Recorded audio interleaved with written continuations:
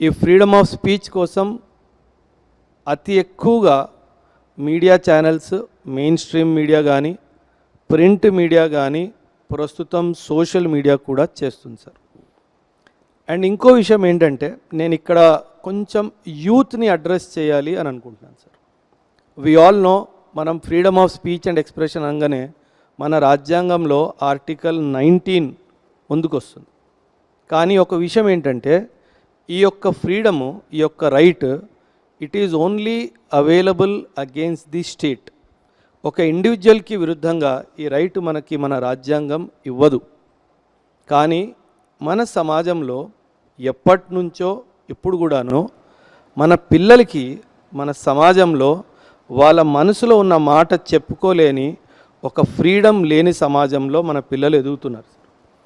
ఇది స్టేట్కి సంబంధించిన విషయం కాకపోయినా సమాజానికి చెందిన విషయం కాబట్టి మీ ప్లాట్ఫామ్లో దీని గురించి నేను మాట్లాడాలి అనుకున్నాను. అతి ముఖ్యంగా వాళ్ళ కెరియర్ ఆప్షన్లో, అతి ముఖ్యంగా వాళ్ళు పర్సనల్ లైఫ్ ఆప్షన్లో వాళ్ళకి ఏం కావాలి, వాళ్ళు ఏం కోరుకుంటున్నారు, కనీసం అది చెప్పే స్వేచ్ఛని పిల్లలకి ఇవ్వాలి సార్.